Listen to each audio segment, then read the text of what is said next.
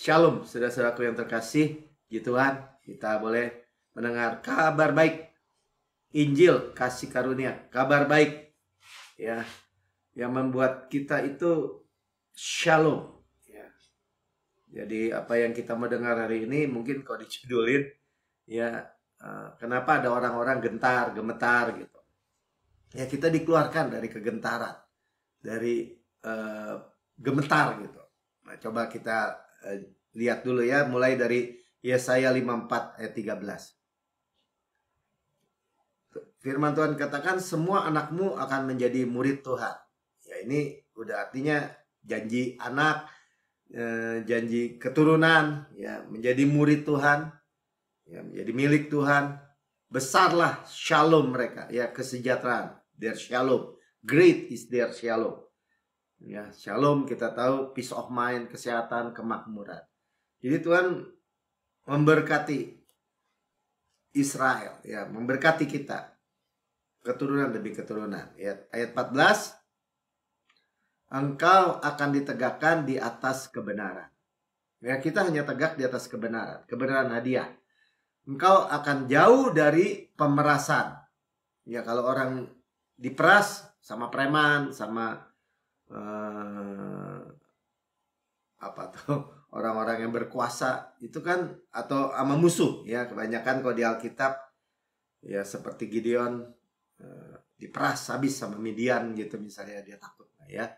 Sebab engkau tidak usah lagi takut. Ya, firman Tuhan bilang jauh dari pemerasan dan tidak usah lagi takut, dan engkau akan jauh dari kekejutan. Ya, aduh, kecelakaan, aduh, hal-hal yang buruk terjadi. Enggak ya, sebab ia tidak akan mendekat kepadamu. Tuhan yang menjauhkan kita dari hal-hal yang buruk. Jadi sama-sama katakan tidak usah takut. Ya, kita bangkit dan menjadi terang. 2 minggu lalu atau minggu lalu kita dengar.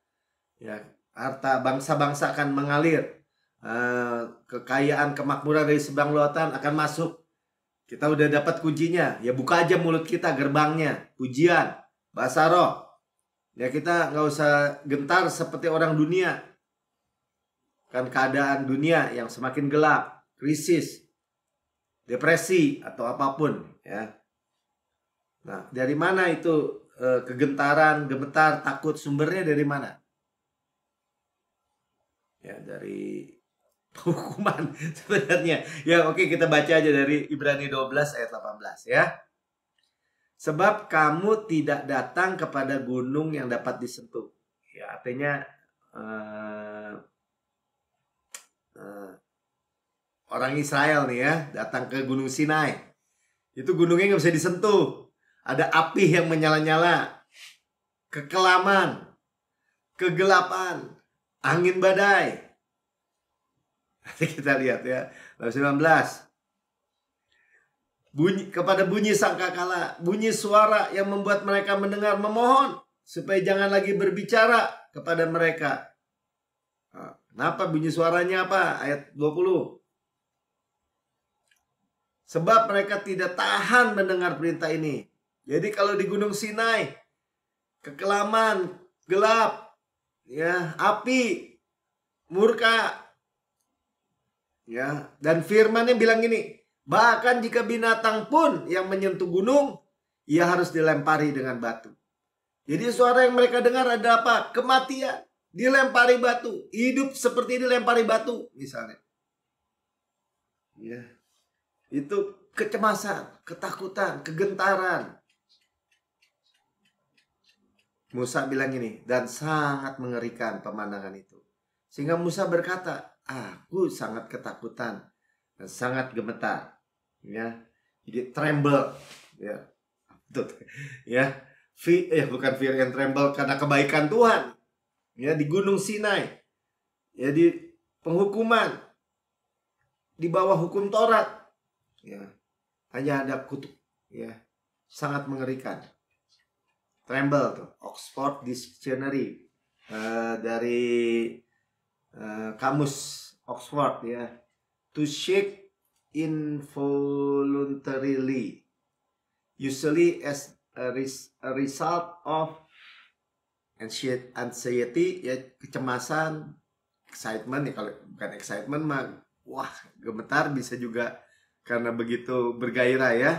Tapi weakness or fear itu tremble dari kamus, bisa dari positif juga ya karena begitu excitement gitu bisa ya. Tapi dalam hal ini mereka itu takut mati, cemas, kelemahan gitu. Wah udah nggak berani deh karena harus ditimpukin batu, harus ada kematian di situ.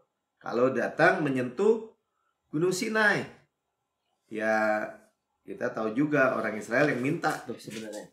Oh Aser deber Adonai, nah Asek katanya. Tuhan segala yang kau perintahkan pasti kami bisa lakukan. Pada Tuhan bilang engkau semua saya bawa dengan sayap Raja Wali, sayap kasih karunia. Keluar dari rumah perbudakan. Anak yang kukasihi. Sekarang harus gemetar. Ya. Harus gemetar. Karena apa? Ya, tromos juga ya bahasa Ibraninya. Coba kita lihat yang terjemah strong definition. A trembling, ya, gemetar atau quaking with fear, ketakutan. Ya, gemetar karena ketakutan. With fear and trembling, takut, gemetar, used to describe the anxiety of one who distrusts his ability completely to meet all requirement. Ya karena semua tuntutan ya nggak bisa dipenuhi, ya dia takut gitu. But rigorously does his utmost to fulfill his duty ya. Ya jadi agamawi itu membawa orang ya gemetar, ketakutan. Ya kalau kita lihat semua orang kalau Tuhan datang itu takut kan. Ya ketakutan pokoknya intinya. Kenapa? Karena mereka nggak kudus. Karena tuntutannya adalah kekudusan. Dan yang pasti hidup seperti dilempari batu. Tuntutan. Saudara kalau baca Alkitab, mereka ada orang Israel ambil kayu di hari Sabat aja. Ya karena Tuhan bilang ya nggak boleh kerja di hari Sabat. Absolut mutlak nggak boleh. Ambil kayu bakar buat makanannya kali, buat kasih makan anaknya kali. Dia lempari batu, saudara. Seperti itulah. Ya, makanya kekelaman dibilang. Kegelapan. Tempest, angin badai. Ya, pada sangkakala. Sangkakalanya itu bicara kamu harus. Ya, you must. Kamu harus. You shall. Kamu harus. Ya. Kata-katanya tadi ya kita udah dengar. Ya, bahwa mereka itu sangat ketakutan karena apa? Karena yang mereka dengar kalau dekat mati dirajam. Ya, kamu mengecewakan ya dirajam. Kamu payah, kamu lemah. Itu yang berhadapan dengan hukum, saudara, nggak bisa dibengkokkan. Nah, sekarang kita udah tahu kenapa orang gemetar. Kalau kita di dalam Yesus sebaliknya, iblis menuntut kita, ya, kamu kan orang berdosa. Ya, nothing but the blood of Jesus, oleh karena darah Yesus kita sudah dibersihkan. Ya, kita datang dengan penuh keberanian kepada tahta kasih karunia. Menerima rahmat, artinya yang kita rahmat itu yang kita layak terima, yaitu hukuman, tapi kita nggak terima, kita terima rahmat. Dan kasih karunia, grace, yang tidak layak kita terima, misalnya yaitu janji-janji Tuhan atau berkat Tuhan, tapi kita terima. Kurang apa, saudara? Hanya karena karya Yesus yang sempurna. Ya, makanya nanti kita akan lihat ya, kita nggak datang lagi ke Gunung Sinai, tapi ke Gunung Sion. Sudah berubah, Tuhan udah pindah gunung. Ya, jadi bukannya di tengah-tengah, kalau di tengah-tengah juga padang gurun ya, saudara. Ya di Gunung Sion. Amin. Ya kita lihat Raja Saul misalnya dulu ya, mindsetnya dia orang perjanjian lama dengan mindset perjanjian lama. Tuntutan itu seperti apa? Hatinya cemas. Coba kita lihat 1 Samuel 17 ayat 10.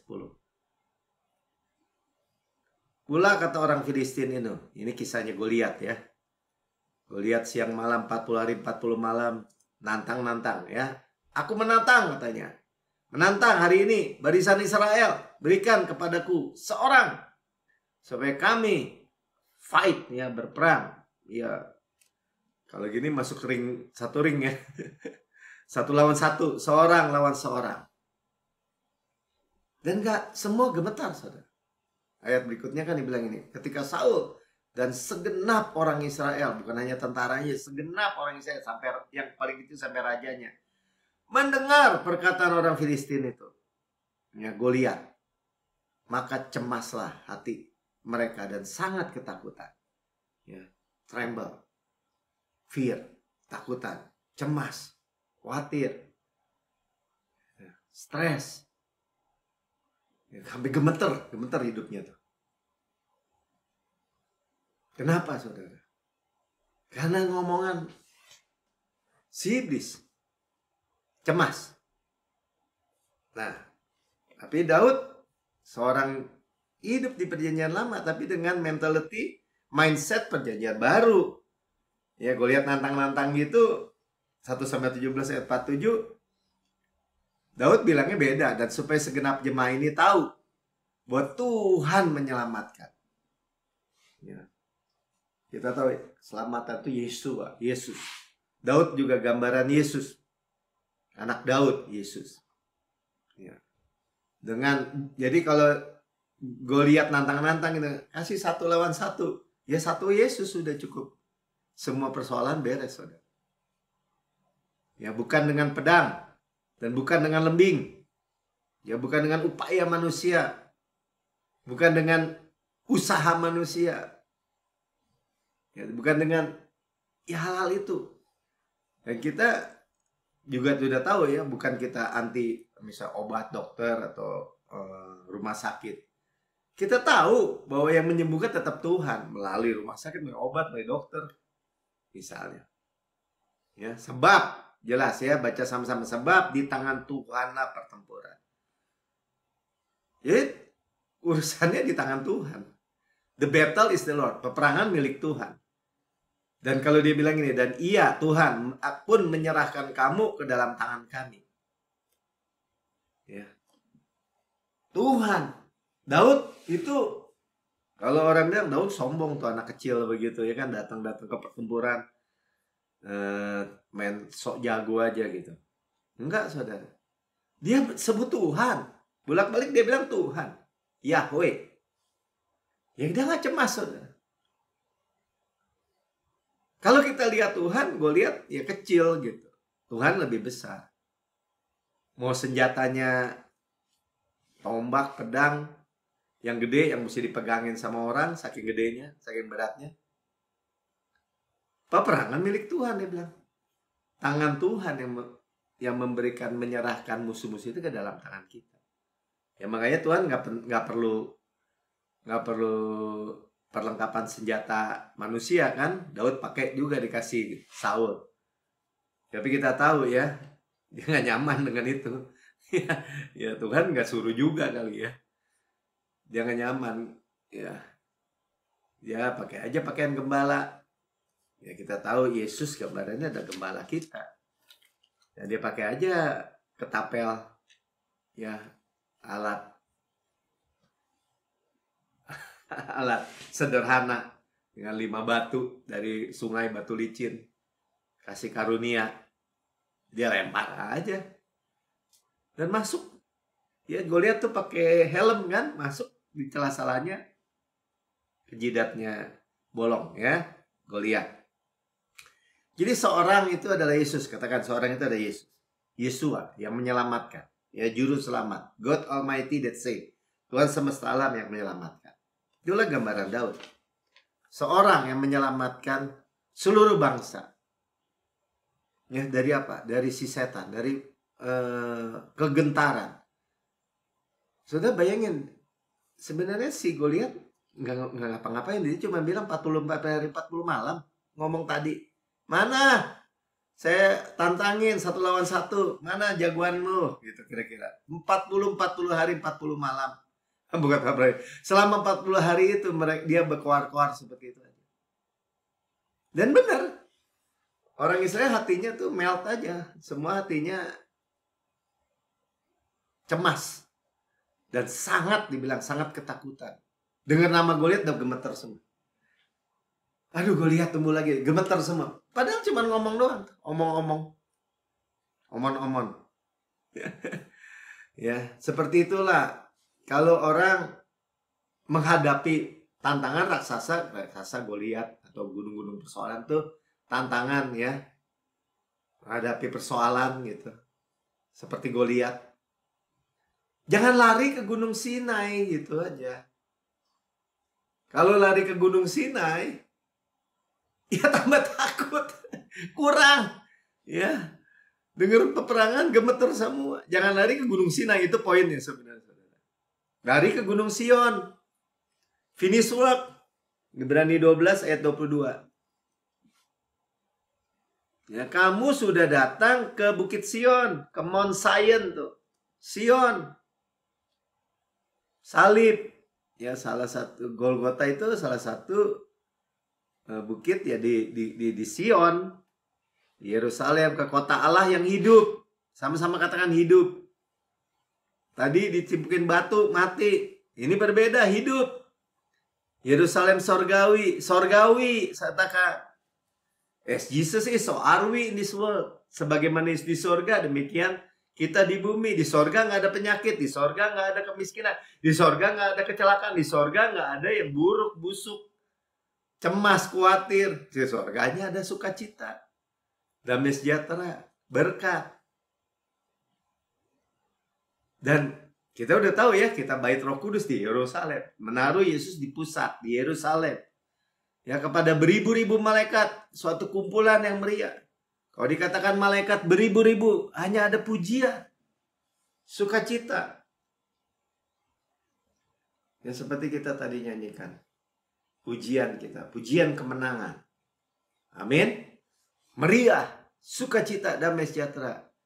Beda kan tadi sama di kegelapan, kekelaman, api, ngeri. Musa aja takut, yang kepalanya sangat gemetar, dia bilang. Kalau di sini apa? Sukacita, saudara. Beribu-ribu malaikat tuh, 23. Kepada jemaat anak-anak sulung. Ya, anak-anak sulung, double portion. Ya, urapan, kesembuhan, secure. Karena nama kita terdaftar, tadi bilang, yang namanya terdaftar di surga. Wah, tapi Pak bisa dihapus Pak, namanya di buku kehidupan. Nggak bisa, saudara. Ya, nama kita di engrave tuh. Loh, kok itu buktinya di Alkitab kan dihapus? Yang dihapus. Jadi waktu Yesus mati di kayu salib, ya darahnya tercurah. Dan untuk manusia pertama sampai manusia terakhir, itu cukup semua dosa dihapus. Semua nama ditulis sebenarnya. Nah, ketika orang percaya Yesus, menerima Yesus sebagai Tuhan dan Juru Selamat pribadi, ya udah ada namanya. Tapi ketika dia sampai meninggal, tidak memiliki Yesus, ya hilang namanya gitu, seret. Ya. Jadi bukannya hari ini tobat ditulis, besok kumat dihapus, tobat lagi ditulis lagi, bukan begitu, saudara. Ya. Jadi suatu jaminan nama kita sudah terdaftar di surga. Ya, kepada Allah yang menghakimi semua orang. Kita nggak terima penghakiman, kita terima mahkota, ya. Di mahkota Stefanos tuh. Di atas panggung seperti orang menang olimpiade gitu. Kepada roh-roh orang benar.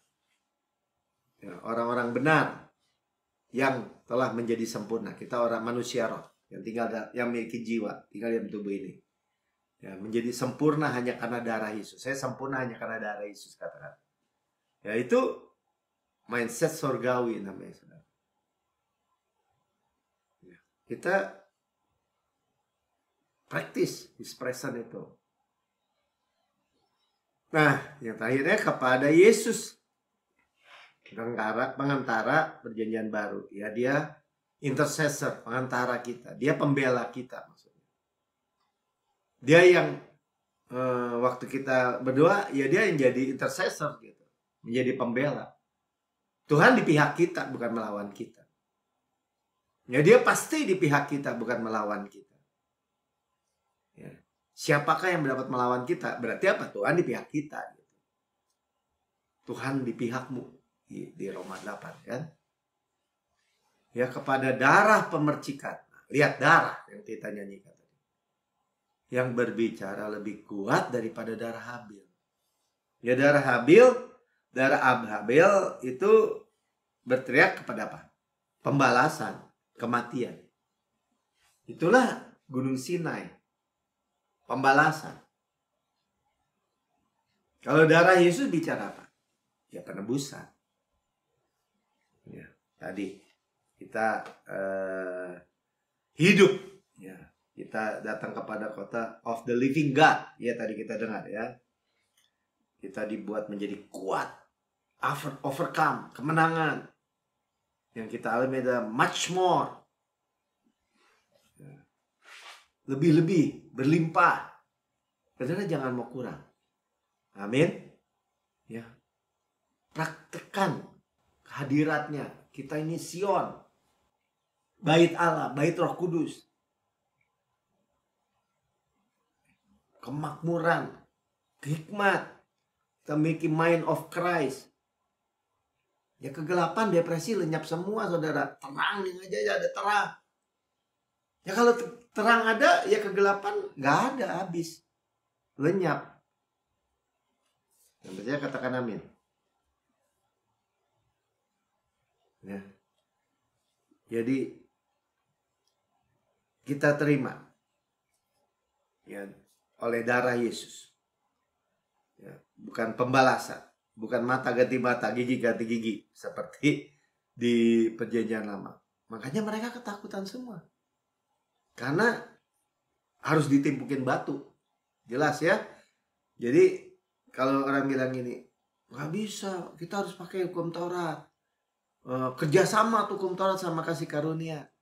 Ya masa ditimpukin batu sama cuma-cuma dijadiin satu? Tuntutan sama supply masa dijadiin satu? Keseimbangan. Itu namanya percampuran. Percampuran itu namanya ya kasih karunia dicampur. Cuma-cuma dicampur bayar, biarpun nyicil, ya tetap bayar namanya. Hidup dicampur mati, mati saudara. Gak bisa dicampur. Cuma-cuma ya cuma-cuma, zero sudah dibayar oleh Yesus bayarnya. Ya. Karena itu darah Yesus berkata apa? Ibrani 13 ayat 5. Bagian B aja langsung ya. Karena Allah telah berfirman, aku sekali-sekali tidak akan membiarkan kau. Ya, tidak akan never leave you.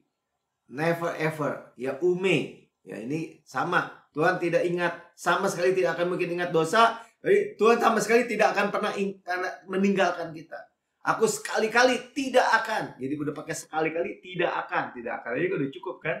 Double negatif. Tidak akan pernah mungkin gitu meninggalkan kau. Karena selanjutnya dikatakan apa ayat 6? Sebab itu dengan yakin kita berkata. Karena janji Tuhan itu kita dengan yakin berkata. Tuhan adalah penolongku. Aku tidak akan takut. Ya. Nah sama kan, Tuhan di pihakku, bukan melawan aku tidak akan takut. Seperti Daud tadi. Jadi lari ke gunung Sion gitu. Tuhan penolong kita. Kita tidak akan takut. Tidak akan, yang tadi kita lagi mau pelajari kan, tidak akan gemetar gitu. Cemas, gemetar. Tahu baru ngomongin, aduh mati deh. Aduh gitu ya. Saul sama orang Israel itu tuh si Goliat muncul lagi, baru denger Goliat udah gemeter gitu. Aduh, hatinya meleleh, lemas. Ayo dong, bangun dong, angkat tuh, kita maju deh, angkat pedang aja udah lemes deh, nggak kuat. 40 tuh malah stres. Cuma dengar namanya satu, Goliat aja. Padahal kalau dibandingkan raksasa-raksasa Kanaan tuh Goliat raksasa kontet. Karena di Kanaan tingginya setinggi pohon aras. Sekuat pohon tarbantin, tingginya 21 meter tuh kalau dilihat di Google. 20-an meter lah kira-kira. Tapi kalau orang lihatnya Tuhan, kita udah tahu. Ya Tuhan penolongku, seperti Kaleb bilang. Raksasa besar, Tuhan lebih besar. Raksasa besar, tinggi, Tuhan lebih tinggi. Tapi dia perkasa. Raksasa perkasa, kuat, Tuhan lebih kuat, lebih perkasa. Makanya dia bilang, aku tidak akan takut. Kasih yang sempurna melenyapkan ketakutan. Kita tahu ya. Jadi kalau kita tahu tidak akan pernah mungkin Tuhan meninggalkan kita, tidak akan pernah mungkin Tuhan melupakan kita, never leave you, never forsake you, ya kita tidak akan pernah takut gitu. Pak, nggak bisa Pak, kalau dosa ya Tuhan meninggalkan. Tuh ayatnya juga bilang gitu. Ya dosanya udah dihapus by the blood of Jesus. Ini mau ngata-ngatain apa lagi? Tadi kita udah nyanyikan gitu. Seputih salju, merah seperti kain kesumba dibuat putih seperti bulu domba. Merah seperti kirmisi dibuat putih seperti salju. Apakah yang dapat dilakukan manusia terhadap aku? Jadi, nah ya pertanyaan retoris lagi. Apa yang dapat manusia buat? Apa yang dapat Goliat buat? Apa yang dapat penyakit buat? Apa virus apalagi segede lihat aja pakai mikroskop. Penyakit, kecelakaan, apa yang mereka bisa perbuat? Gak ada yang bisa, saudara. Siapa yang bisa lawan Yesus? Ya gak ada. Cuman jangan balik lari ke Gunung Sinai, udah gitu aja. Ya, amin. Kalau ke Gunung Sion, ya ada terangnya, penyediaannya. Situasi kondisi apapun jadi kecil semua. Raksasa, ya buktinya udah jelas itu kalau kita baca kok ceritanya. Bagaimana Daud yang dianggap kecil oleh Goliat. Karena Daud yang berperangnya ada jauh lebih besar daripada Goliat, itu Tuhan sendiri. Ya. Tuhan penolongku. Siapa sih? Tuhan penolongku. Aku tidak akan pernah takut. Ya, aku tidak akan takut. Tuhan penolongku. Aku tidak akan takut. Apapun yang saya adalah kebenaran Allah dalam Kristus. Aku tidak akan takut. Tuhan penolongku, aku tidak akan takut. Ya Tuhan kan lagi sibuk pergi jauh. Enggak, Tuhan tidak pernah meninggalkan aku, tidak akan pernah melupakan aku. Di mana Pak Melki? Ya di dalam sini. Kita di dalam Yesus, di dalam kita. Tuhan tidak akan pernah meninggalkan kita, tidak akan pernah melupakan kita. Ya. Ya Tuhan bisa kalah, saudara. Jadi Alkitab pernah nggak Tuhan kalah gitu? Wah, Tuhan kalah gitu. Gak pernah, saudara. Ya tapi kan udah banyak umurnya, udah lemah, udah gini. Firman Tuhan nggak bilang gitu. Mazmur 92 ayat 13. Orang benar akan bertunas seperti pohon korma. Tadi makanya kita bilang kan, karena darah ya, nothing but the blood of Jesus. Saya adalah kebenaran Allah dalam Kristus. Tuhan bilang akan bertunas seperti pohon korma. Akan tumbuh subur seperti pohon aras di Libanon. Pohon korma 200-300 tahun. Orang bilang 150 tahun. Udah banyak juga umurnya. Ya. Dan tumbuh subur, bukan tumbuh penyakitan gitu. Subur seperti pohon aras. Pohon aras di Libanon. Ya tadi sebenarnya raksasa itu setinggi pohon aras itu tinggi dan besar. Ya bait Allah dibuat banyak dari kayu aras, dari Libanon ini. Ya, itu kan mereka yang ditanam di bait Tuhan, makanya spesial Tuhan pakai tuh. Dan bertunas di pelataran Allah kita. Coba kita lihat dulu tadi pohon palmnya itu tadi, pohon korma kayak apa sih? Nah, kayak gitu. Ya. Tinggi, tegak, kuat. Umurnya panjang. Ya. 200-300 tahun. Apalagi pohon aras 2000 sampai 3000 tahun. Dan Tuhan yang tanam lagi. Kalau Tuhan yang tanam ya Tuhan yang jagain.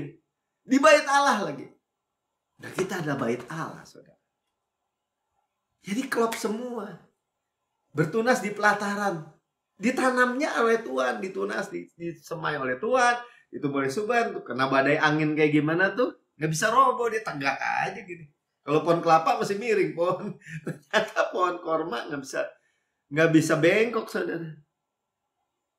Nah, akarnya ada berapa? Katanya ada 3.000 akarnya.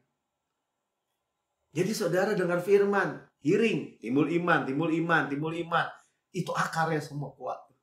Makin dalam makin kuat mencari air ke bawah. Ya mau ada masalah apa? Nggak gemeter deh. Daunnya aja tuh melambai-lambai. Dianya mah nggak gemeter, lempeng aja gitu. Teguh aja. Ya. Makanya Tuhan tuh gunung batu kita.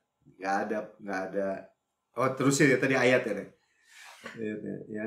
Mereka ditanam di bait Tuhan, pelataran rumah Tuhan, pelataran Allah kita. Pada masa tua pun mereka masih berbuah. Jadi pohon korma itu secara literal kan, secara harafiah. Jadi umurnya 300 masih berbuah, buah korma. Menjadi gemuk dan segar, tetap hijau, evergreen termasuk yang kayak gini. Gemuk artinya nggak kerut, saudara. Ya tua sih tua, Pak. Tapi berkerut, jelek. Enggak, Tuhan bilang menjadi gemuk artinya fresh, segar, evergreen. Apa tuh? Gemuk tuh bukannya gendut, bukannya, tapi gemuk, seger gitu. Kan ada, ya udah peot.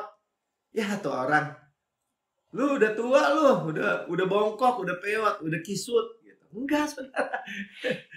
Tuhan spesial bilang gemuk dan segar, fresh juga. Freshness. Amin. Ya, yang rusak-rusak direstorasi, mesti kayak begitu. Direcover lagi, saudara.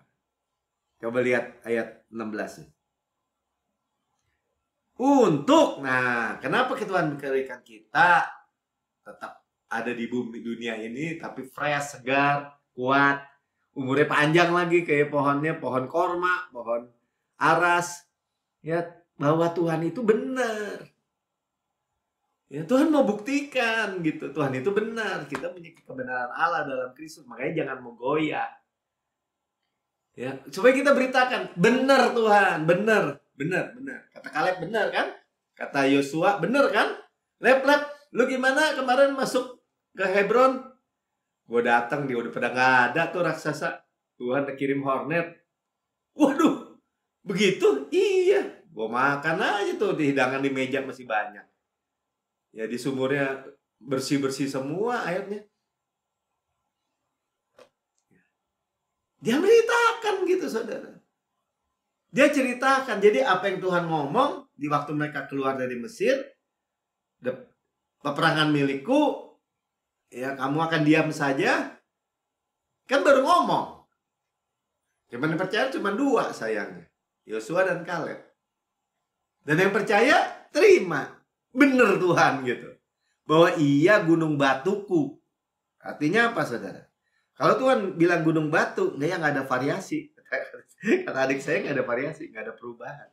Orang dia gunung batu lempeng gitu, dan tidak ada kecurangan padanya. Jelas ya. Jadi nggak ada kecurangan, saudara. Tuhan nggak ngadalin kita gitu. Ya, bohong tuh Tuhan. Kalau kata orang Israel yang lain ya, kita nih curangin sama Tuhan nih. Kita dikeluarin ya, supaya kita dibunuh di Kanaan. Orang kita dihadapin raksasa. Mereka bilang Tuhan tuh curang gitu, licik. Mereka dikeluarin supaya mereka dibunuh. Jangan gak pikiran gitu. Dan benar-benar mati akhirnya, ditelan bumi. Itu yang ngomong begitu di Perjanjian Lama. Kalau kita sekarang udah dengar Tuhan gunung batuku. Kalau Tuhan bilang ini, saya kali-kali tidak akan meninggalkan kau, tidak akan melupakan kau, saya penolongmu. Kamu gak usah takut. Ya udah, amin aja. Saya terima Tuhan, saya nggak akan takut. Lu nggak takut, masa lalu gede tau. Masa lalu tuh orang lain di sana mati tuh. Orang lain di sana hancur hidupnya gara-gara begitu. Tuhan yang berperang ganti aku. Dia gunung batuku. Nggak ada variasi, nggak ada perubahan. Nggak ada bayangan pertukaran, kan? Di Yakobus. Nggak suruh bayar kita. Nggak ada kecurangan. Ya, jadi kalau kita bilang, pada masa tua tetap berbuah, menjadi gemuk dan segar. Itu terjadi, saudara. Orang tanya, buat apa lu tua-tua hidup banyak panjang umurnya? Untuk memberitakan bahwa Tuhan benar. Dia adalah gunung batu saya. Tidak ada kecurangan. Buktinya nih, nyata nih. Siapa yang dipermuliakan? Tuhan, saudara. Tadi udah habis ya. Udah habis ya. Ayat 16 tadi ya, udah ya. Nah makanya dibilang, kan berakar kan. 3.000 akarnya tuh pohon tadi, pohon korma tuh. Ya. Jadi banyak serabutnya tuh sampai 3.000. Ya. Jadi steady, unshakable, nggak bisa digoyahkan. Ini akarnya apa? Nah kita lihat kan, akarnya apa Pak? Ya iman tadi saya bilang ya, tapi ditulis tadi Efesus 3 ayat 17. Kita berakar dalam Kristus, sehingga oleh imanmu tuh, ya Kristus diam di dalam hatimu. Yang tadi nggak bisa tinggalkan kita, dia bisa lupakan kita, diam di dalam hati kita. Dan kamu berakar serta berdasar tadi ya, berdasar di atas gunung batu tadi, di dalam kasih. Jadi kasih Tuhan tuh nggak goyang gitu, saudara. Nggak pelintat-pelintut, nggak rubah-rubah, nggak variasi, nggak curang, apalagi curang. Jahat banget ya ngatain Tuhan curang. Wah dicurangin sama Tuhan nih. Kita dikeluarin supaya kita dibunuh. Kurang ajar bener. Ya, tapi banyak orang percaya gitu. Ya namanya hidup ini ya, kita nggak tahu loh kapan Tuhan panggil kita. Soalnya pakai bahasanya halus, panggil. Jadi soalnya Tuhan yang bunuh kita dong. Kapan Tuhan ya ambil nyawa kita, bilang ada yang lebih tegas bilang begitu. Orang Tuhan datang memberi hidup untuk memberinya dengan segala kelimpahan. Kenapa jadi mati? Kenapa jadi mati yang diundang dalam hidup? Nah makanya kamu tuh berakar dan berdasar di dalam kasih. Kasih apa yang cuma-cuma? Ya kasih karunia. Kelimpahan kasih karunia yang kita terima. Kebenaran hadiah yang kita terima. Kita pasti reign in life. Bukan reign in death gitu. Dalam kematian. Enggak, life, hidup. Ya, kita berkuasa dalam hidup. Kalau kita berkuasa dalam hidup, kematiannya tidak, penyakitnya tidak, kemiskinannya tidak, kekurangannya tidak, semua kecelakaannya tidak, semua yang buruk-buruk, busuk-busuk, ya tidak. Karena apa? Karena kita bersama Yesus reign in life di dalam Yesus. Itulah iman kita tuh berakar seperti itu. Nggak bisa ada yang goyahin. Nggak bisa bikin orang gemeter gitu. Gemeter aja nggak tuh tadi pohon. Kita lihat. Ya. Ayat 18. Aku berdoa, kata Paulus, supaya kamu bersama-sama dengan segala orang kudus dapat memahami. Paulus tuh bilang, wah nih doa nih supaya lu dapat paham nih kasih ini nih. Kasih karunia ini nih. Betapa lebar, betapa panjang, berapa tinggi, betapa dalamnya kasih Kristus. Ya dia ngomong betapa itu karena udah gak kukur deh. Kalau orang bilang gini, ya kasih karunia Tuhan terbatas loh.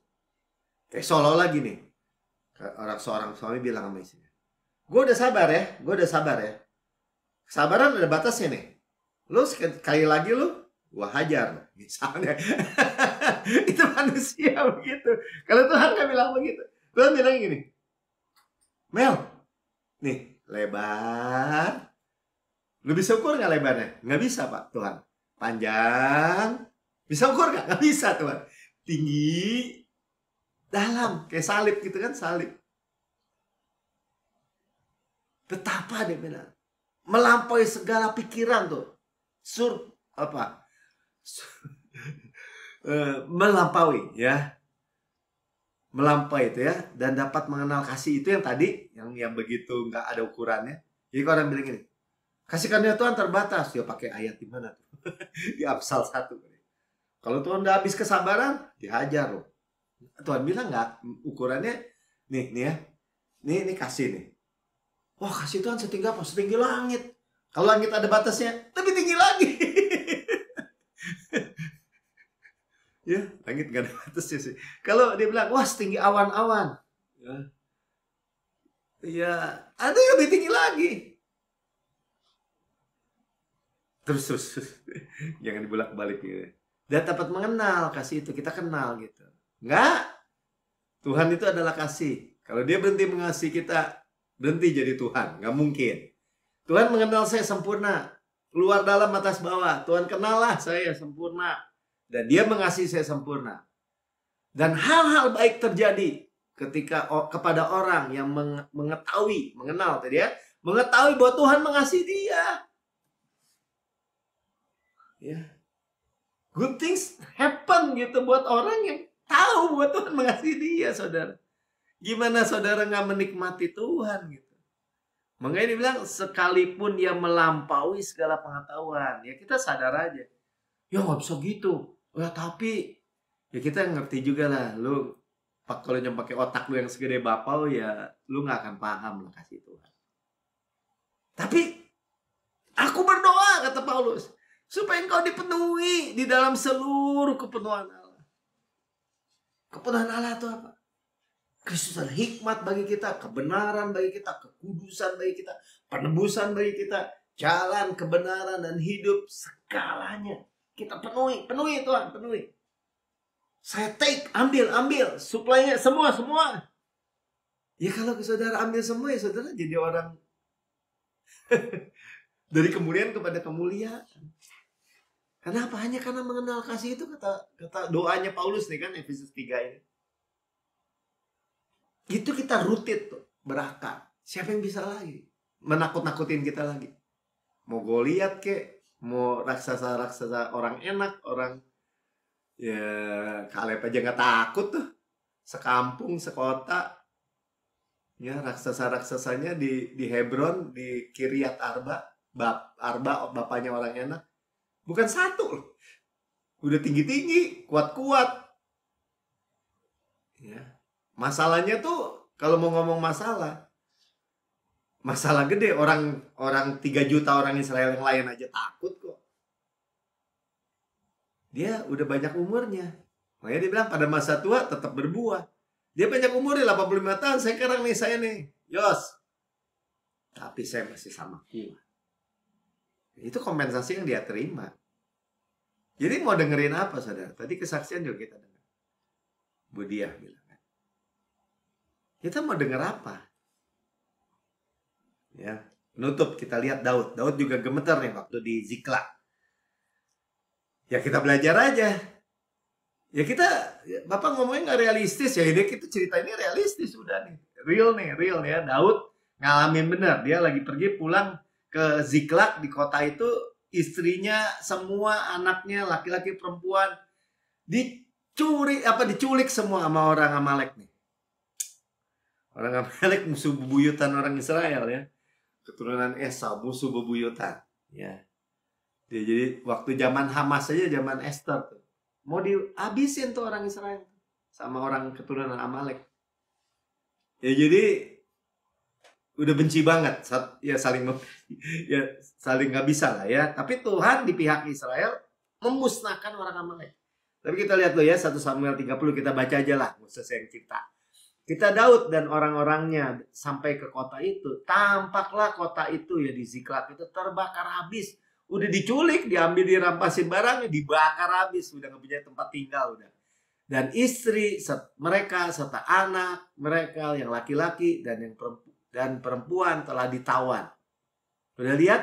Ya, ini bicara keluarga. Kalau iblis menawan anak kita, istri, mau itu. Ya frustrasi, kesian orang tuh. Nah makanya dibilang ini, Daud dan orang-orangnya sampai. Lalu menangislah mereka. Nangislah Daud dan rakyat bersama-sama dengan dia itu. Dengan nyaring. Pedih hati mereka. Dan sampai mereka tidak kuat lagi menangis. Pulang pergi perang pulang. Lihat udah rata gitu. Ya saudara kita harus bayangin gitu ya. Ya nangis lah. Aduh istri gue mana, anak gue udah kemana? Nangis sudah. Nangis sudah sampai jerit-jerit nangisnya. Saking semuanya nangis masalahnya. Ya keturunan semua nangis. Ya, juga kedua istri Daud ditawan. Ahinoam perempuan Zizael dan Abigail ya, bekas istri Nabal orang Karmel itu. Dan ini Daud kan gambaran Yesus ya. Dia juga sedih kalau lihat orang Kristen, anak-anaknya gitu. Kan dia bilang kita mempelai Kristus kan, gerejanya ditawan semua sama musuh. Sedih saudara. Ya, ayat 6. Dan Daud sangat terjepit. Udah Amalek nyerang, udah dia lagi nggak ada, dirampasin semua. Sekarang orang yang mestinya rakyat yang mendukung dia mau lontari dia dengan batu. Makanya dia bilang sangat terjepit, dijepit gitu dari musuh, dari teman sebenarnya, dijepit. Lihat nih saudara, gimana nggak gemeter orang kayak begini. Karena rakyat mengatakan hendak melempari dia dengan batu, memberi rajam. Ya. Nah, sekarang kita lihat Daud itu mau pakai hukum Taurat di Gunung Sinai, ditimpukin batu atau bagaimana? Ya, seluruh rakyat itu telah pedih hatinya. Ya, kadang-kadang orang yang kalau udah gitu, wah ada Tuhan, ada teman saya gitu kan, Tuhan nggak adil. Kenapa saya jatuh, ketabrak kuda aja jatuh nih begini. Tuhan nggak adil gitu. Terus marah-marah. Tuhan nggak adil gimana? Lu paham nggak tadi kasih Tuhan lebar, panjang, tinggi, dalamnya nggak keukur? Atau ngomongan kita yang dikibulin, dikadalin, ditipu sama dusta dari jurang neraka.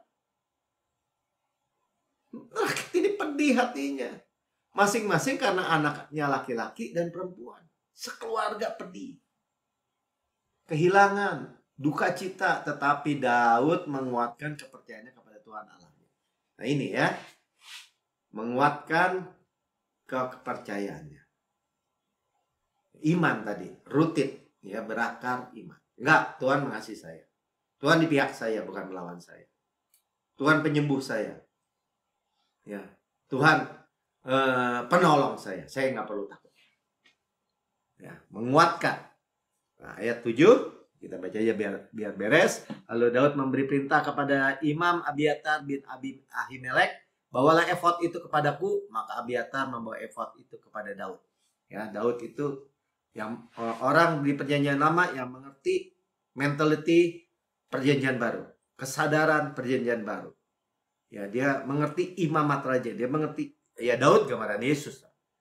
Ya, jadi imam juga dan raja, imamat raja ini saudara dan saya gambarannya. Ada masalah yang lebih gede dari apa tuh yang Daud dan rakyatnya alami di Siklag? Rasanya emang paling parah dah kalau melihat begitu. Sebenarnya Daud dan rakyatnya juga nggak tahu nih, yang dia lihat pokoknya anak-anak, istri semua udah nggak ada, jangan-jangan dibunuh di sana. Tapi lihat apa yang terjadi oleh Tuhan. Ayat 8. Kemudian bertanyalah Daud kepada Tuhan. Nah ini saudara. Tinggal tanya aja Tuhan ngadepin gini gimana. Ya katanya haruskah aku mengejar gerombolan itu? Orang Amalek bilang gerombolan aja. Akankah dapat mereka kususul? Dan ia berfirman kepadanya, kejarlah. Udah ditinggal, iya gitu aja kejar. Sebab sesungguhnya, kalau Tuhan bilang sesungguhnya sih surely tuh engkau akan dapat menyusul mereka dan melepaskan para tawanan. Nah ini yang namanya di recovery atau di restorasi. Tapi Tuhan ngomong dulu kan. Ini gimana Tuhan? Saya kejar nggak? Kejar kata Tuhan. Tuhan udah ngomong lagi. Nih lu akan bawa pulang. Udah ada kabar baik tuh buat dia tuh. Dia kan nggak tahu nih anak dibunuhin di sana atau istrinya hilang kali. Emang nggak diceritakan ya, tapi kan orang udah sampai pedih itu kan gambarannya. Ya orang kan suruh ada melogikan kan apa yang terjadi. Wah bagaimana? Wah, udah nggak tahu deh. Mengeri ya. Nah kemudian ayat 8 ini Tuhan udah bicara tentang menjawab tentang restorasi. Dipulihkan. Ayat 18-nya ya Daud melepaskan semua. Katakan semua. Yang dirampas oleh orang Amalek itu. Juga kedua istrinya dapat dilepaskan Daud. Ya saudara adalah mempelai Kristus. Ya Tuhan melepaskan kita. Dari apa? Dari semua musuh-musuh kita. Ya, tidak ada yang hilang. Sama-sama katakan, tidak ada yang hilang pada mereka. Ya, nggak ada lagi itu kalau bilang, ya tapi kalau udah sakit, lu paling ya tinggal 50%. Nggak ada begitu. Ya, dari hal-hal yang kecil sampai hal-hal yang besar, sampai Tuhan tegesin tuh. Mau yang kecil sampai yang besar, nggak ada yang hilang. Ya, sampai anak laki-laki dan anak-anak perempuan, nggak ada yang hilang. Dan dari jarahan, nah ini bonusnya, ya, dari recover all dan ada plusnya, jarahan, sampai segala sesuatu yang telah dirampas mereka. Ya, jarahan orang Amalek ya sekarang gantian dong. Ya, semua itu dibawa Daud kembali. Ya, jangan lari ke Sinai gitu aja, gampang. Lari, kuatkan hati kita. Ya, Imam Matrajani hanya Yesus, imam besar agung kita hanya Yesus. Ya, apapun yang terjadi, yang begitu membuat tadi kan apa, sangat terjepit lah, ya, distress, weep, ya, nangis sampai gerung-gerung kali, sampai nggak kuat nangis, dia bilang air mata udah kering nih. Ya, sampai emosi gitu akhirnya, ambil batu semua mau rajam Daud. Ya, dari kondisi begitu, saudara, maksudnya ekstrim aja nih cerita, dan itu real terjadi.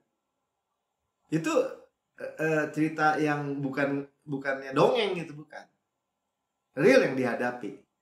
Tapi solusinya kayaknya gampang aja kalau udah Tuhan. Iya, solusinya kok mudah aja kalau udah bicara Tuhan. Iya, kalau Tuhan udah bicara, kejar, ya udah selesai. Ya, jadi kalau saudara bilang gini, Tuhan, ini gimana nih Tuhan? Kalau waktu itu saya dipecatkan dari Tuhan, gimana nih Tuhan? Orang nggak kerja jangan makan, kata Tuhan. Saya kerja apa? Saya nggak tanya gitu. Tuhan cuma jawab gini, Melki, kamu kerja sama saya, selesai buat saya, udah, case close. Ya, itulah jangkar kita ya. Kalau kapal tadi ya kena ombak, kena badai, goyang gini, shake, ya kan, tergetar, gemetar dan segala macam.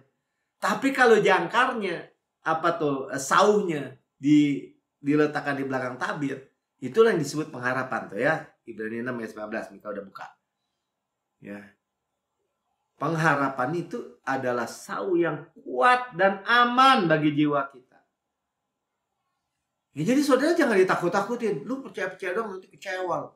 Aman, begitu aja. Lu sok-sok lu bilang pada masa tua tetap kuat, segar. Oh, ngomong gede lu gitu. Misal orang bilang gitu misalnya. Enggak. Aman. Kita akan memberitakan bahwa Tuhan itu benar.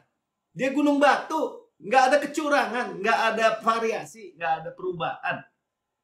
Sauh yang kuat, udah kuat, sama-sama katakan kuat. Udah gak ada yang bisa lawan dong, Yesus kan kuat, aman. Ya, sebenarnya jangan bilang gini, wah kita dibebaskan nih dari Amalek, dari mulut buaya, jatuh ke mulut singa gitu. Enggak, saudara. Orang aman. Ya. Tapi ada-ada aja tuh orang-orang Kristen percaya-percayanya separuh-separuh gitu. Yang telah dilabuhkan sampai ke belakang tabir. Surga tuh. Ya, di belakang veil kan. Tabir udah dibelah sih. Tabir bait Allah. Kita udah punya akses nih. Ditabuhkan di belakang tabir surga. Jadi Tuhan Yesus itu kalau gini, Tuhan, kerajaan-Mu datanglah, jadilah kehendak-Mu di bumi nih, saya nih di bumi sih seperti di surga. Jadi, saudara. Karena kuat kan? Kuat, perkataannya kuat, katanya perkasa, kuat. Power. Ya, Injil adalah power, kekuatan Allah, unto salvation, menyelamatkan. Dan aman. Aman. Ya. Aman tuh artinya jiwa kita nggak stres gitu, percaya gitu. Ya tapi lu gua puasa dulu lo. Ya tapi lu mesti begini, mesti buono, tuntut lagi. Nggak aman, terus gua udah stres, tambah stres nih. Datang ke Tuhan jadi tambah stres gitu. Dimarah-marahin, tambah stres. Bukan begitu, saudara. Aman. Sama-sama katakan aman. Ayat 20.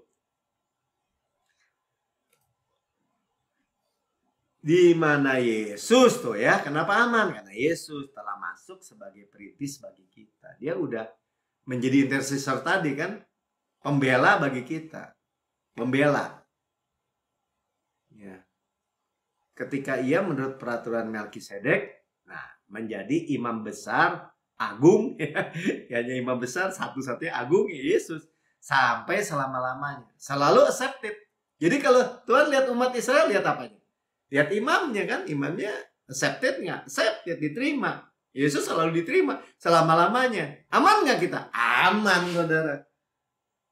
Takut nggak kita? Ya nggak ada ketakutan lagi. Kalau saya mesti dihukum juga, kalau saya mesti dicelakakan juga, berarti Yesus juga harus dicelakakan. Ya nggak mungkin, saudara. Itu maksudnya sauh itu tuh. As he is, so are we in this world. Kalau saudara masih dihukum, berarti seolah-olah Bapak tuh jadi roba-roba gitu. Tuhan Yesus katakan udah selesai, sudah hukuman udah selesai, sempurna, komplit. Tapi mesti dihukum juga. Buktinya apa? Ya buktinya saya dihukum. Nah, ada orang anggap begitu, saudara. Tunggu dulu. Ya, nggak bisa begitu, nggak bisa. Kita tuh udah dikaitkan sama Tuhan, udah nggak, ya udah nyambung gitu. Ya kita udah nggak bisa dipisahkan lah gitu aja. Oke dah, ya. Dan Tuhan itu penolong kita takut kan. Tadi mana Galatia tadi ya? Kristus telah menebus kita dari kutuk hukum Taurat. Ya. Udah menebus. Ya, dengan jalan menjadi kutuk karena kita. Jadi kita jangan lari lagi ke gunung Sinai dong. Dia udah tebus kita dari tuntutan hukum Taurat. Dan hukum Taurat dibilang kutuk tuh. Hukum Taurat, wah Pak Melki ngatain, bukan kan? Hukum Taurat kudus, benar, adil. Tapi tuntutannya itu sempurna kan. Salah satu aja salah semua gitu. Jadi kutuk dibilangnya. Kenapa? Karena tidak ada satu manusia pun yang tidak ada orang benar gitu. Semua orang manusia telah berdosa dan tak kebenaran Allah. Jadi hukum Taurat yang tuntutannya sempurna ini jadi kutuk lah. Kenapa? Ya lu salah, lu dihukum, dirajam tadi, diambil batu, dirajam, dihukum mati. Tapi Yesus telah menebus sebagai kita untuk kita. Ya, karena kita kan tuh dia bilang, sebab ada tertulis terkutuklah orang yang digantung di kayu salib. Makanya kenapa saya dengan tegas, dengan tanpa ragu sedikit pun, saya nggak mau lagi pikul kutuk, pikul salib gitu. Apapun nanti mau ngomong apa deh, nggak ada rohaninya tuh saudara. Karena Yesus dia bilang yang terkutuk dia benar, tidak ada dosa, tidak berbuat dosa, tidak ada dosa. Tapi dijadikan dosa karena kita, dosa kita, sehingga kita adalah kebenaran Allah dalam Kristus. Yang benar adalah saya adalah kebenaran Allah dalam Kristus. I am the righteousness of God in Christ. Kita bebas dari kutuk. Kalau orang bilang gini, ya nggak bisa dong. Masa lu kebenaran Allah tanpa berbuat benar? Ya kalau lu nanya begitu, ya gimana lu jelasin? Kamu jelasin. Gimana Yesus itu tidak buat dosa, tidak ada dosa, tidak mengenal dosa, ya beda-beda. Mengenal dosa, ya tidak ada dosa, tidak buat dosa, kata Petrus kan dia perbuatan kan, telah dijadikan dosa. Gimana? Ya penjelasannya gitu aja. Kalau dia yang tidak kenal dosa, dia buat dosa, tidak ada dosa dalam dirinya, telah menjadi dosa karena kita. Kan udah jelas karena kita, karena dosa kita. Ya kita paham, mengenal tadi kasih Allah itu. Kebenaran hadir itu ya kita kenal. Iya benar. Kalau Tuhan yang begitu aja bisa jadi dosa, ya saya orang berdosa bisa jadi benar ya hanya karena itu. I am the righteousness of God in Christ. Ya saya nggak mau dibawa kutuk lagi. Ya kalau Bapak nggak mau dibawa kutuk, maunya dibawa apa? Dibawa berkat, begitu aja. Di dalam berkat imam besar agung kita kan tadi bilang, ya kita jujur bilang, ini imam besar agung kita selalu diterima, duduk di sebelah kanan Allah, menjadi pembela kita. Ada berkat, ada kutuk, apa hanya ada berkat? hanya ada berkat. Imam besar agung kita hanya ada berkat. Amin. Hanya ada berkat dan berkat bahkan. Dan berkat dan berkat. Kita mau dikenalkan sebagai orang yang diberkati. Makanya Tuhan adalah penolongku. Ya, saya nggak perlu takut lagi. Siapa yang gemetar dan cemas? Mustinya. Ya Kolose 2 ayat 15.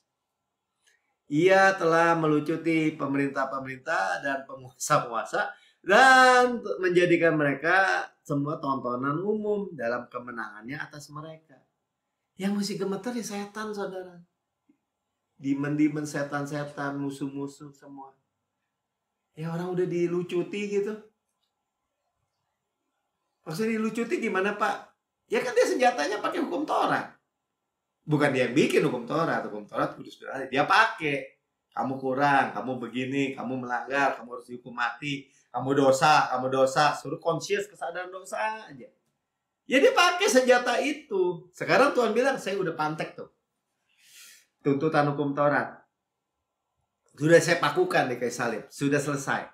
Jadi mau pakai apa lagi? Ya dilucuti. Ya terus pakai tentara Romawi kan.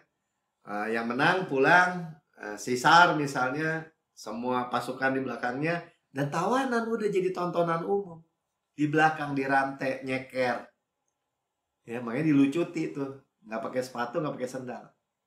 Ditelanjangin gitu, kolor doang. Dipermalukan, dilemparin. Ya gemeter lah tawanan itu semua. Iblis dengar kayak gini ya gemeter dia. Waduh, dia tahu lagi. Waduh, gemeter saudara. Ya dalam kemenangannya nyanya Tuhan Yesus atas mereka. Amin. Ya saudara itu tinggal ngikut aja panglima di depan gitu. Yang percaya katakan amin. Ya. Makanya saudara ya jangan terbalik-terbalik gitu. Jadi kayak orang Israel. Wah kita dimakan, kita begini. Padahal Yosua 2 ayat 9 bilang apa? Ini waktu Yosua 40 tahun kemudian kirim 2 pengintai ke rumah Rahab. Bahwa Rahab sang pelacur itu ya, the harlot itu bilang apa? Dan berkata kepada orang-orang itu, aku tahu. Nah loh. Jadi ya orang kan Rahab itu orang apa? Ya orang Yeriko kan, orang Kanaan. Ya pelacur lagi. Ya, dia bilang, aku tahu. Lu nggak tahu. Kita kan malu-maluin bahwa Tuhan telah memberikan negeri ini kepada kamu. Ditungguin sama dia 40 tahun kemudian. Dia jawabnya gini, gue udah tahu. Lu kemana aja? Dan bahwa kengerian terhadap kamu telah menghinggapi kami. Dia merefer kepada orang Kanaan. Kepada musuhnya Israel. Kami dibilang. Dan segala penduduk negeri ini gemetar terhadap kamu. Menghadapi kamu. Jangan sampai saudara iblis lebih tahu. Tuhan kita lebih dahsyat gitu. Lebih berkuasa atas mereka. Daripada kita sendiri anak-anaknya. Ya. Sampai mati itu. 45 tahun. Pada mati itu. Pengintai 10 yang lain. Dan semua 20 tahun ke atas. Gara-gara mereka gak tahu. Seperti Rahab tahu. Seperti orang Kanaan tahu. Raksasa-raksasa itu tahu lagi. Dan mereka bilang lagi. Mereka tuh gemetar. Dengar. Lu jangan sebut-sebut Israel deh. Gue gemetar deh. Gue takut. Saudara. Ya, saya nggak panjang lebar kan, saudara. Tuhan penolong saya. Saya tidak akan takut. Amin. Apa yang dapat diperbuat musuh-musuhnya kepadaku? Nggak bisa. Udah gitu aja ya. Saudara diberkati.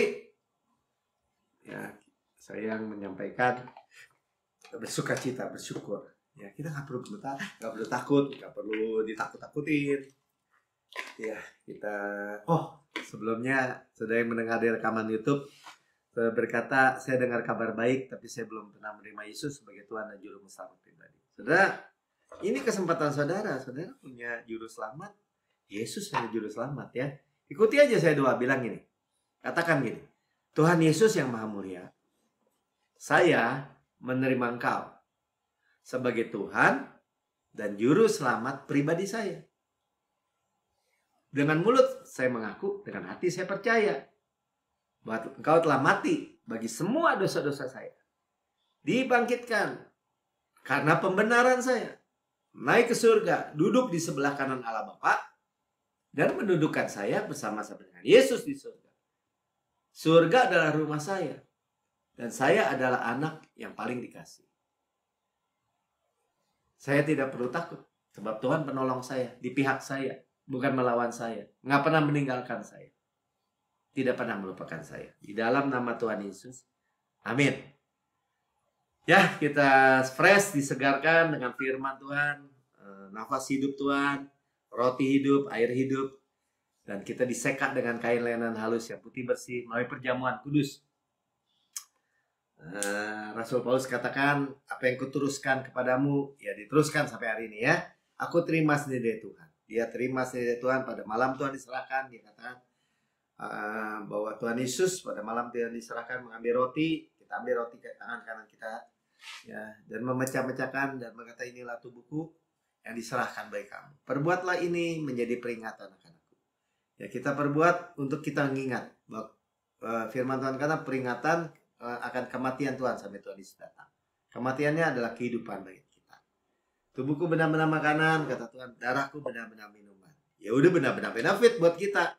Kita discern, mengakui, jangan kita nggak akui, ya, bahwa tubuh Kristus benar-benar diremukkan supaya kita utuh, benar-benar ditikam, keluar air dan darah supaya dosa kita di taken away, habis, dicambuk sampai tersingkap tulang-tulangnya.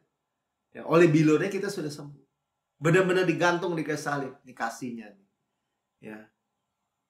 Murka, hukuman, kematian, kutuk, semua apa diserap habis. Habis, sudah gak ada sisa buat saudara dan saya. Kita hanya tinggal bersandar aja di dadanya, kemurahan kebaikan. Kita tinggal bilang ini, Tuhan Yesus, sebagaimana Engkau di surga, demikian saya di bumi sekarang ini. Saya sehat, kuat, segar, dimudahkan. Jadi kan seperti pohon aras, pohon korma. Energik, dinamis, nggak lemes, nggak pakai tongkat, nggak pakai kursi roda, enggak. Ya. Setiap sel, setiap jaringan anggota tubuh kita ada kehidupan, Zoe life, Zoe kosmos. Kita seperti tadi kan, orang benar itu ditanam, ya, seperti pohon korma, bertunas di pohon aras di Liban, ditanam di bait Tuhan, di pelataran rumah Tuhan bertunas, sehingga pada masa tua, ya, tetap berbuah, menghasilkan, saudara, hijau dan segar, ya, gemuk dan segar, ya, untuk memberitakan bahwa Tuhan benar. Dia gunung batu, nggak ada kecurangan, nggak ada variasi, nggak ada perubahan, nggak ada goyang-goyang, gunung batu teguh. Amin. Ya, makan daging Kristus, paha kanannya kekuatannya, dadanya kasihnya, roti malaikat, roti pemenang, roti hidup, mana surgawi, hukum roh menghidupkan, yang menghidupkan, yang memberikan kita hukum dosa dan hukum maut. Gandum terbaik, delesi butter, dan madu dari gunung batu. Hebat nggak? Enak nggak? Enak. Tuhan, saudaraku yang kasih, bukankah roti yang kita pecah-pecahkan adalah persekutuan kita dengan tubuh Kristus? Amin. Makan dalam nama Tuhan. Ya, kita makan. Firman Tuhan katakan, aku kepala, kamu tubuh, kamu dagingku, tulangku, bahasa Inggrisnya bilang gitu. Ya, artinya